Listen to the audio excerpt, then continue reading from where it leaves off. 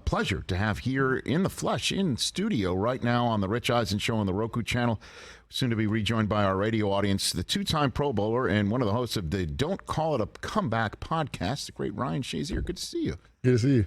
Yeah, look at you here. Thank you for having me. Please, anytime. You know that. Yeah. We go way back. Yeah, I know. We do. We do go way back. Plus, the timing is right. Yeah. Yeah, I knew it was going to come up eventually. So no, the timing's right because you're in town. Oh, yeah. What were you talking about, Ryan? No, I'm curious what's on your mind. Come on, Ryan. You know better. Last time we talked, you know, the team up north beat us. And obviously they beat us this year. But the one thing that I'm really happy about is that, you know, last time Alabama didn't make the play, didn't win their bowl game, their conference title. Right. Yeah. You know what they did? They won it all when they got in. Yeah. When they got that second chance. Yeah. Yeah. So that's going to happen this year with it is. Oh. Will you let the Georgia fan base know that for us? I will. Because he's deep into Georgia and football. His lovely mother of his child. And is a bulldog. I mean, what do we your lovely partner, baby mama loves Georgia, so he's offended by your comment. So, I'm not offended. So the thing is, I see we have a Georgia Bulldog person in here. Yes. We have a Michigan Wolverine in here. Thank you for pronouncing the name properly. And then we have a Buckeye in here. Yes, we do. I would expect all of us to expect our team to win it all. I would. TJ, you root for a million teams. TCU is not one of them, right? So the last time I checked, we're not fully representing the entire four. But I'll wave their flag if I need to. You know, Dallas Cowboys, close enough. That works, sure. Okay. Yeah, I went to when Ohio State played Clemson in the Sugar Bowl. That's right. The last time that we ended up, we lost to Alabama in the national championship. But I went to the game before, and I was sitting in the Clemson family section because it was around COVID time, and I had a lot of my friends, and everybody would come up to me like, "What do you expect the score to be?" And I was like, "I think Ohio State's going to win by probably like 7 or 14 points." And it was like, "How do you think that?" Mm-hmm. And to me, with me being a former Buckeye, I think it's weird that people like, how do you expect me not to say we're going to win? Of course. Right. Of course. I totally understand that, and Ryan Shazier here on the Rich Eisen Show. Don't Call It a Comeback podcast. Dave Damashek, who we know very well. Mm-hmm. He's a diehard Steeler fan. Yeah, diehard. So it kind of works right there. You can get that where all podcasts can be acquired. New episodes drop weekly. Mm-hmm. And so let's just, before we get to the podcast here, how did you get to Ohio State, Ryan Shazier? It's actually a pretty crazy story. So I was one of those guys that was blessed, to be pretty good at football at a young age. Right. So yeah. And my junior and sophomore year, I started to get offers. I grew up a huge Florida State fan, like really big Florida State fan. My first offer was Florida State. So my first offer was Florida State. My second offer was Oklahoma. My third offer was Alabama. And my fourth offer was Ohio State. So just like, at that time, I could pretty much kind of, and then they just started to trickle in after that. And I ended up committing to Florida, and Florida just recently won a national championship with Tim Tebow. The team was obviously transitioning. He was getting older, and Coach Meyer was there. And I thought it was close to from Fort Lauderdale. It was like 4 hours, 4.5 hours, 5 hours. Yeah. So I was like, it's close. But it's still far away. If my parents want to come visit me, they're like, "Hey, Ryan, we're going to come up there." They're just not going to drive 5 hours without letting me know. Of course. So I was like, I can still grow, but if I need to be home, I can get there. So I was committed to Florida. Coach Meyer resigned because of the health issues. And when he resigned, I had 2 weeks to figure out what school I was going to go to. I was committed to Florida for like a year and a half, 2 years. No kidding. Yeah. And I had to figure out what school I was going to go to. And he resigned in December. I was going to school early in January. I didn't go to school in August like everybody else, or July like everybody else. Mm-hmm. And I visited Ohio State and LSU. Both of them were at my school the day that he resigned. I think it was just like God-given. Like they were just coming to the school, and then while they were at the school, he resigned. I don't know if they knew, but I talked to LSU and I talked to Ohio State at the time, and I was like, I'm going to have to visit this school within 24 hours. So yeah, and by the way, not during the summer either. Yeah, it was in the winter. Yeah, it was okay. Yeah, it was super cold. Sure. So I'm gonna be completely honest. My visit at LSU was the better of the two. When I visited LSU, the students were still on campus. It wasn't hot. I mean, it wasn't cold. It was colder than Fort Lauderdale, Florida, but it wasn't hot. I mean, it wasn't cold. There was partying, and I actually got to spend time with the team. When I visited Ohio State, back then they were on the quarter system, or some quarters. So everybody got out of school, but like December, pretty much the whole campus is gone. Nobody there. Nobody's on campus, and the team was getting ready to leave for the bowl game. So I spent like one day with my host, and then pretty much like my host, that they gave me a different host because the rest of the team left to go to the bowl game. So you got a replacement host? Yeah, so like the interim host? Yeah, so I got an interim host. Wow. And when I visit Ohio State, it was -4 degrees. Oh. Damn, and you still said I want to go there. So me and my dad talked on the plane. On the plane to Ohio State, I was like, Dad, I don't know why I'm visiting Ohio State. I'm going to LSU. I'm going to LSU. And he was basically said, he was like, Ryan, you already told him that you're going to come. Just give him a shot. When I visit, the host that I had, and then the other guy that was hosting me as well, I just felt I connected with them better when I spent time with the guys before they left for the bowl game. I just felt that Ohio State, the people that played there, it almost felt like almost like brothers to me without even knowing those guys. And a lot of guys seem like they came from the same upbringing. Coach Tressel was the coach at the time. And at Ohio State, it's kind of like Alabama nowadays and Georgia's nowadays. Michigan. Michigan is working their way up there. I don't know about that. The team up north, they're working their way up there, but y'all aren't there yet. But if you start at Ohio State, if you start at Georgia, if you start at Alabama, you have a legit shot of making it to the NFL. Like you're almost getting drafted just because you started. And so I was like, if I start here, I have a chance to make to the NFL, and I end up doing really well. So the headline is Ryan Shazier is that Urban Meyer got you to Ohio State. No, he got it after me. But I'm me. just saying, technically, he got you to Ohio State because he left Florida. Yeah, but and allowed you to open the doors. Open the door. So I'm just trying to connect the dots. You have to read the story to know that what the headline actually isn't saying. I have Ryan Shazier here on the Rich Eisen Show. So you call this podcast, don't call it a comeback podcast.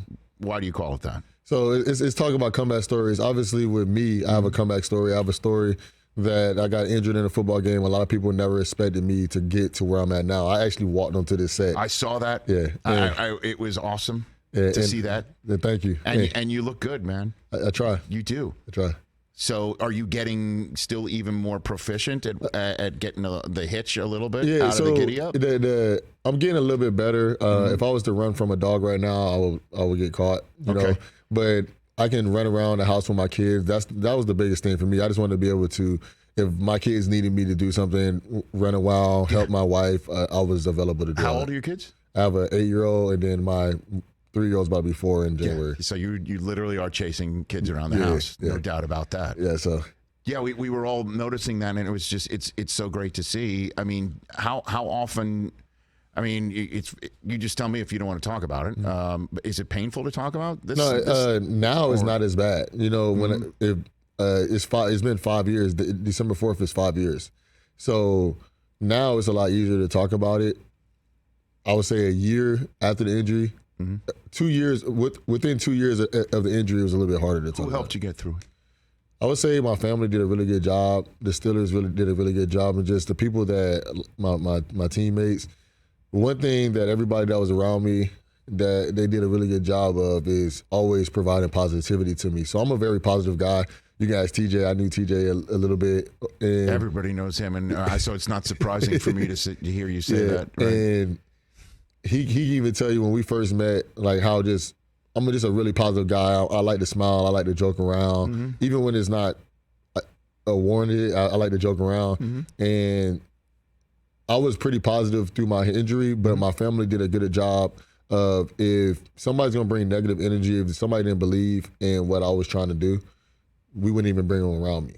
So I only had positive people that only thought, in my best interest around me, and I felt like that really helped me think and believe that I can overcome this.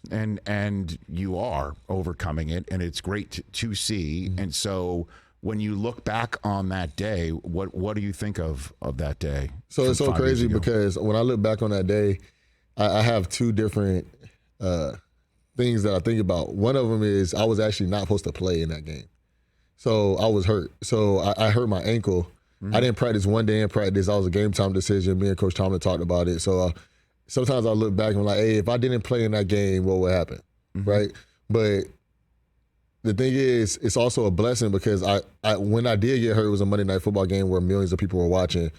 I could have got hurt on a Sunday game at 1 o'clock where maybe only 1 million people are watching, or 200,000 people are watching, more than 200,000 people, but you know what I mean. Understood, yes. And so just having the eyes on me when I got injured, that, you know, that brings more people that pray for me, you know, more people that I feel the more prayers that happen, the more likely something is to happen, you know. So I think it was a blessing that I got hurt on the day I got hurt. But then when I also look back at it, it's just, oh man, it is a transition because my goal was to play football for 17 years. I wanted to be like Ray Lewis. And I don't mean like Ray Lewis in the fact of like playing like him, but just the longevity. Like he's a Hall of Famer. I wanted to be a Hall of Famer. Leader of men, teammate that everyone looks up to and follows. And so that was my dream. So the biggest thing is it was just a change of life and a lifestyle after I got hurt. I've got Ryan Shazier here on the Rich Eisen Show, and so your show's talking about all sorts of comebacks, right?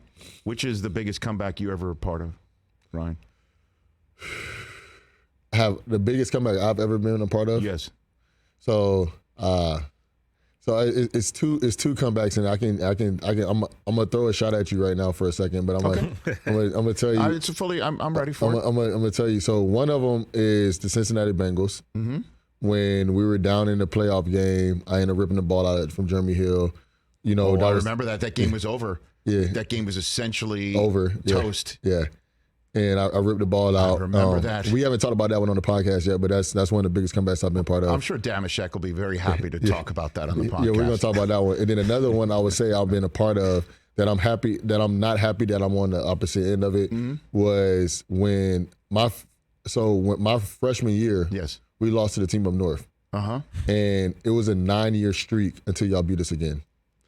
So basically, I was part of the comeback for you guys because it took you guys 9 years. What year was that? In 2011. The last time you guys beat us until last year and this year. So we just talked about you guys and with Taylor Lewan last week on the show. Oh, Lewan is a good dude. Yeah. He is a good dude. All right. Well, I'm glad that you're part of that one. I'm not. And I'm glad to have had the last two.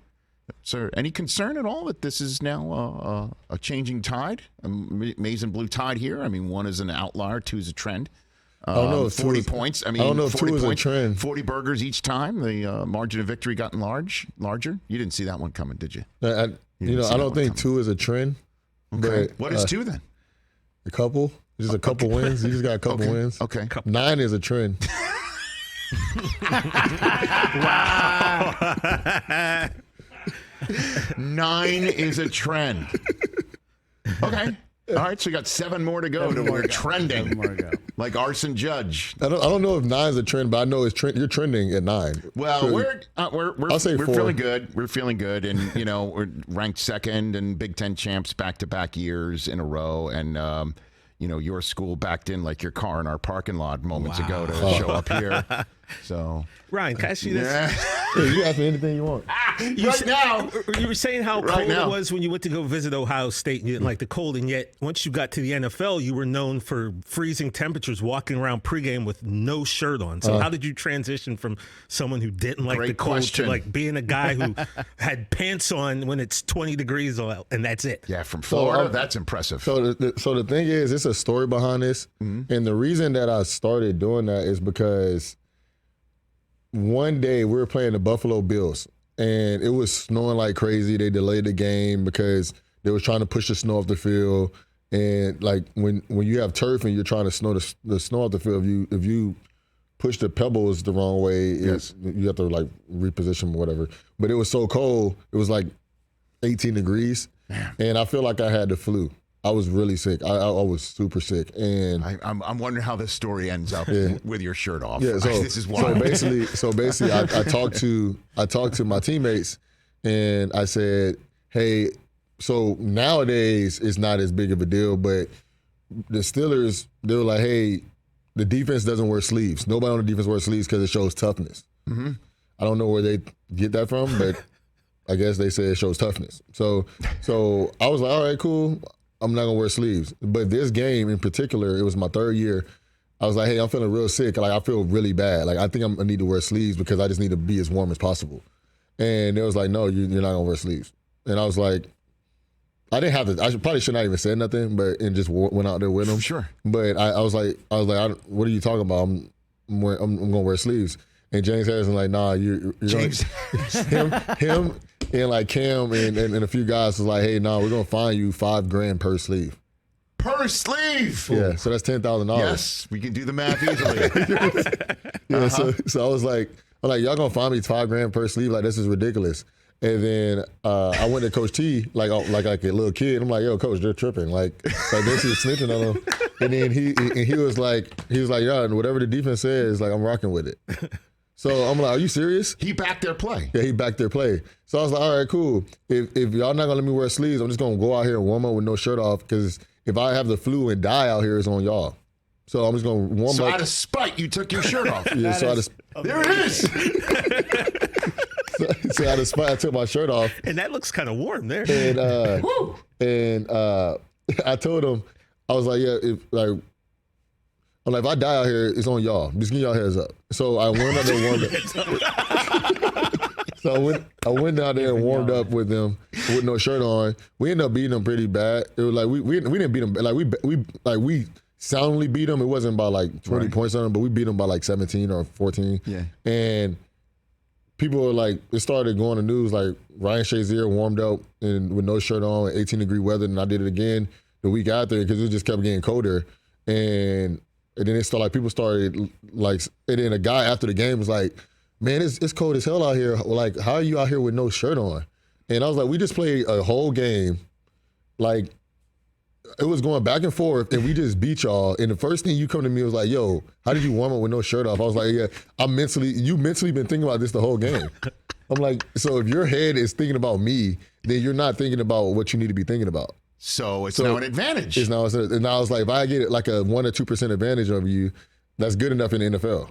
So it started out of spite and maintained due to a competitive advantage. Yeah. And then I just started doing it, and then I started seeing other people do it, like the Giants did it in Green Bay and all these other people doing it, but I did it first. Yeah, so.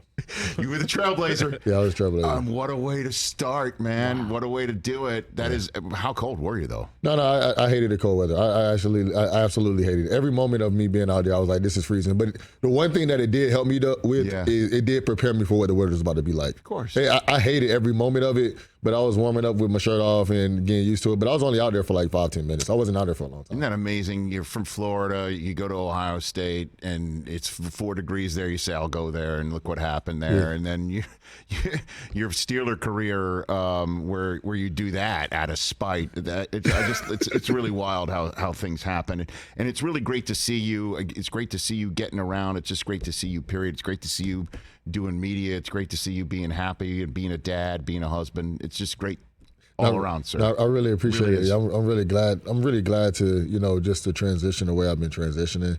I have wonderful kids, wonderful family, and I'm trying to navigate the media waters like you have. And well, whatever I can do to help. If you want to come on anytime, call in, give your thoughts, be part of the paparazzi. You're obviously great shape with Damashek in this pod. Don't call it a comeback podcast where all podcasts are acquired. Are you going to be in Pittsburgh for Christmas Eve? You going to be there? Yes, I will. So that's an NFL Network game. It'll be me and the game day crew in the booth. So all right. I look forward to seeing you. Yeah, I'm definitely going to be there. I think I'm going to be at the game as well. They play the Raiders. Shirt's on though, right? Yeah, I'm sure it's definitely on.